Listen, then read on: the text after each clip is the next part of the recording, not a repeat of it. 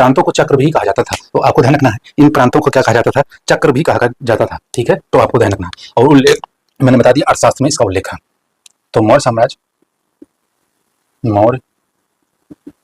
साम्राज्य पूरी बात करें तो 5 प्रांतों में विभाजित था, या प्रांतों लिख देते हैं सीधे सीधे, प्रांतों में विभाजित था।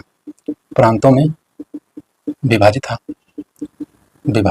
था और इसको कहा जाता था जिसे चक्र कहा जाता था। क्या कहा जाता था? चक्र कहा जाता था। तो इतना याद रखना। अब हम बात करें तो इसमें आपको ध्यान रखना है, 5 प्रांतों के नाम याद रखने हैं, उसकी राजधानियां याद रखनी है। तो सबसे पहले आपको ध्यान रखना है, यहाँ पे प्रांत लिख दे रहा हूँ, प्रांत है ये प्रांत। उसके बाद में ये राजधानी,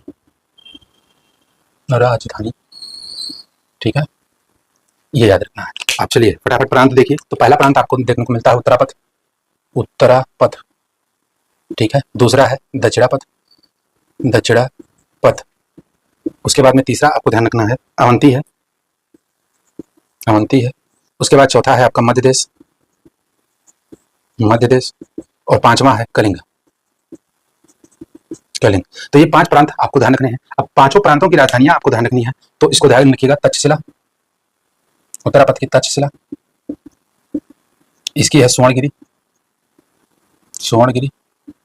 उसके बाद में अवंती का उज्जैन अवंती उज्जैन है, आपको ध्यान रखना है। उसके बाद में मध्य देश जो मगध का क्षेत्र है वह है पाटलिपुत्र।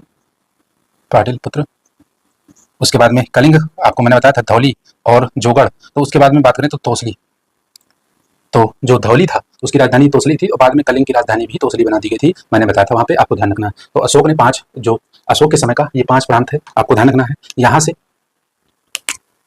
से 4 तक 1 से 4 जो है वो चंद्रगुप्त मौर्य के समय थे।